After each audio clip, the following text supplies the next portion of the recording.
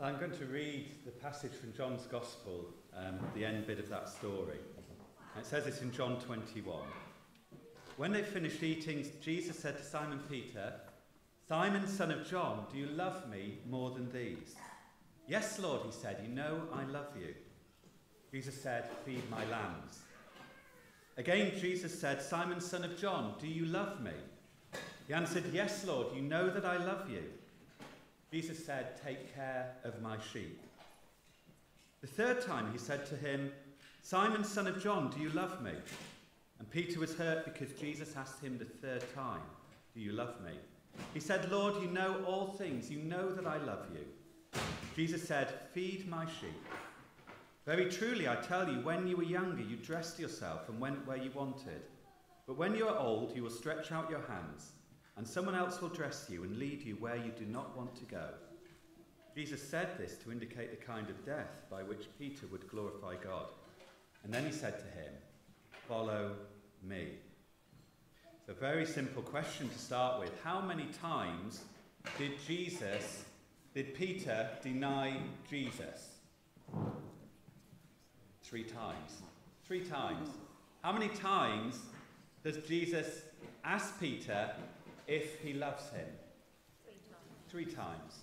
And the significance is that Jesus wants Peter to know he is fully forgiven. He asks him 3 times, once for each time that Peter has denied him. Let me just mention a couple of things about this passage. Firstly, notice how Jesus addresses Peter. Peter's original name was Simon, and Jesus gave him this name Peter when he asked him to be his follower. Simon was just a name that he had, but Peter meant rock, and that's why we've got rocks today to colour in. Peter means rock, but I don't think Peter at this point felt very much like a rock. He didn't feel very solid. Certainly not someone that actually others were going to lean on, because he let Jesus down. And I'm interested that Jesus doesn't call him Peter. He actually calls him Simon. It's almost like that's all Simon, all Peter can manage at the moment, is to think of himself as Simon, not as Peter. He calls him not just Simon, but he calls him Simon, son of John. This is quite a formal title. Simon, son of John. If you call me Stephen, if you lengthen my name, most of you know me as Steve, it gets my attention, because my mum and dad used to call me Stephen, particularly when I'd done things wrong. And I sit up. It's as you lengthen a name, it actually makes it more formal. And here, there's a seriousness about what Jesus is saying. But there's something else about Simon, son of John, because that is how Jesus addressed Peter at the time that he called Peter to be his follower.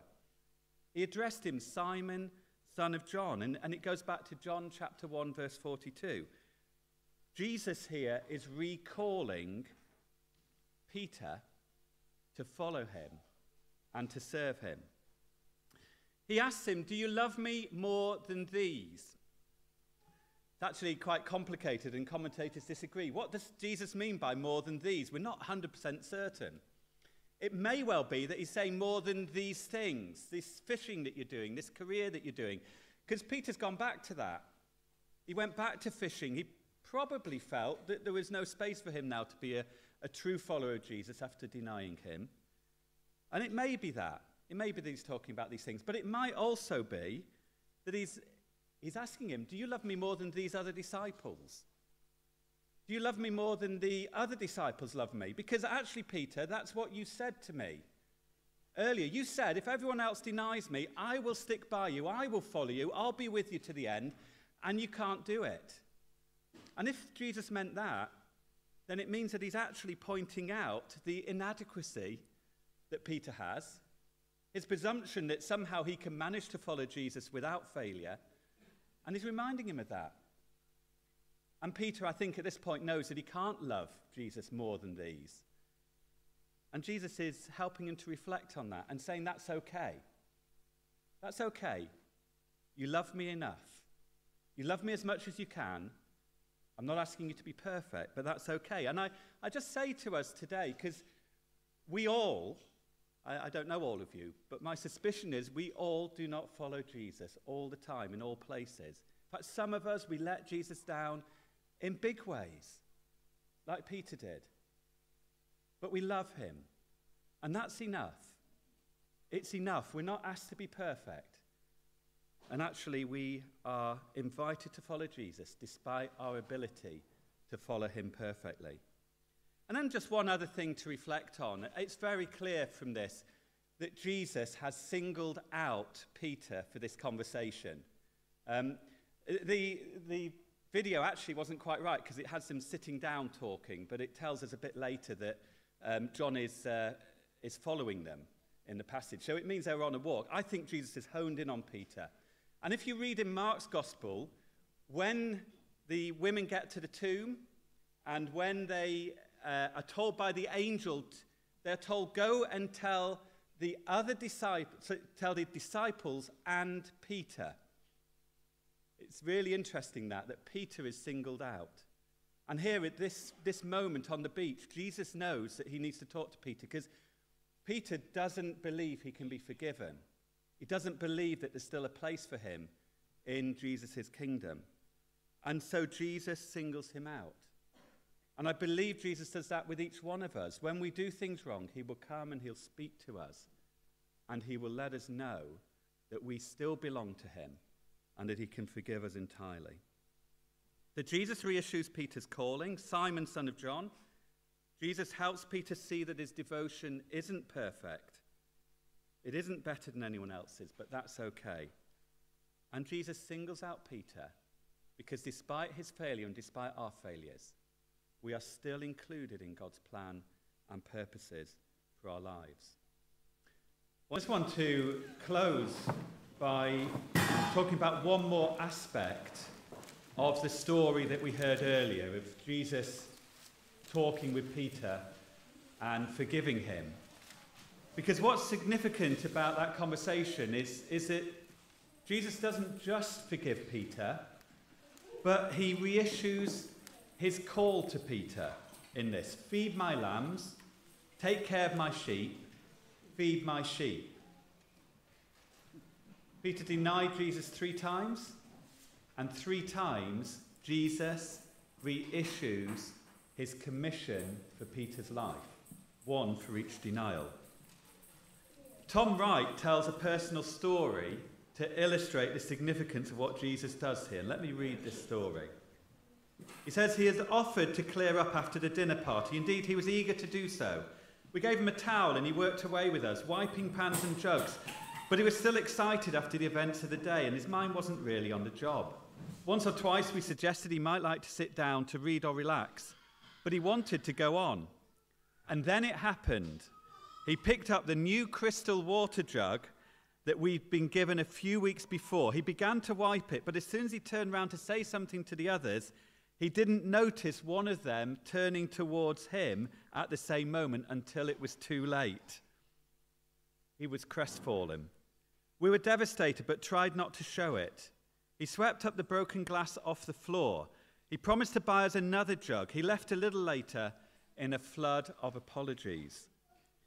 We struggled to think through what forgiveness might mean in a case like that. We were angry, of course, but we knew it had happened because he was just too eager for his own good. We thought about it a lot, and then a couple of weeks later, we invited him to a meal again.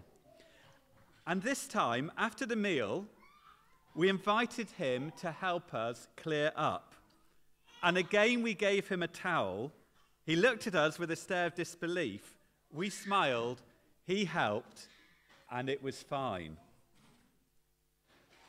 In order to confirm Peter's forgiveness, Jesus gives him another job to do. When Peter professes his love, Jesus doesn't say, well, that's all right then, I forgive you. He actually says to him, well then, feed my lambs, look after my sheep, feed my sheep. We are not only forgiven, we can still be of use in Jesus' kingdom when we mess up, and we mess up big time. When Man City, Zach Steffen, I have to mention Man City, got a game this afternoon. I won't be around very long after the service, by the way. I need to get up to Manchester today. When Zach Steffen made a howler of a mistake in the FA Cup semi-final, I'm sure Pep said to him after the game, don't worry, it happens to everyone. it happens to the best of us. We forgive you. The big question is, will he play him again next season in a cup match? That will be the test. Will he be trusted to play the next cup game? You see, Jesus not only forgives us, he recommissions us. He reinstates us. He recalls us to fulfill the task he has for us. And the amazing thing is that Jesus, in fact, he works through all of us in this way, but he is willing to work through imperfect vessels. His kingdom comes through all of us who are imperfect. He is willing to work through us just as we are, including our failings. So I wonder today if we need to know not only we're forgiven, but actually Jesus still has a part and a role for us to play in his kingdom. Some of you may have heard of kintsugi. I don't know if I'm pronouncing that right. I know Helen's mentioned this before in church. The ancient Japanese art of repairing broken ceramics with gold. Let me just show you a very short clip of kintsugi. It starts off quite dark, this. Thank you, Matt, for doing this.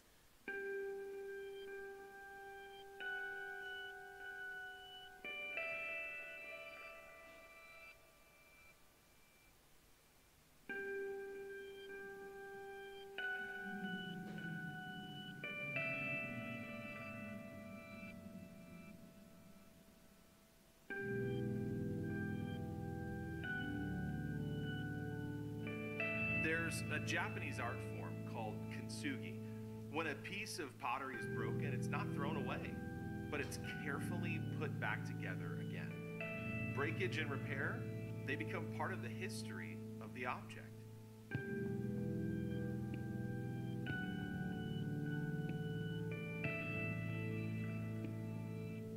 Breakage and repair is part of the history of humanity. Ever since Adam and Eve sinned in the Garden of Eden, all of our suffering can be traced back to that one moment.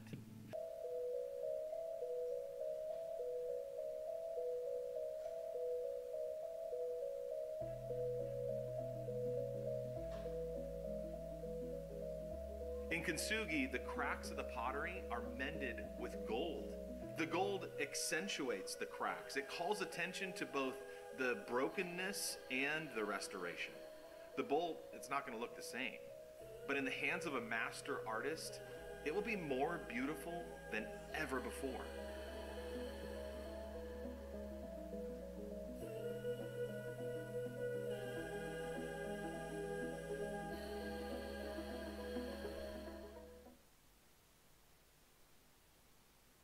God not only puts us back together, not only forgives us, he actually takes those areas where we have failed him, our weaknesses, and somehow he brings something even more glorious. It said there, in the hands of a master artist, we can be even more beautiful than before. A couple of weeks ago, I met someone whose life had been very broken. As a very young child, there was a tragic event that happened within her family. And as a result, she struggled with brokenness for the first several decades of her life. Yet over the past 5 years, she has encountered God's healing in a most profound way. Her life has been transformed. And what God is doing in and through her is not only that she's found healing for herself, but actually those things that she's experienced in the past 40 years are being used now to help others to know healing. This is what God does. He puts us back together. And those areas of weakness, those areas of failings, those areas of difficulty actually become something beautiful in his sight. He recommissions us. That's what he does with Peter. And that's what God is in the process of doing. So we're not only forgiven, we are recommissioned to serve God, and God can take our weaknesses and failings and bring glory to himself through them.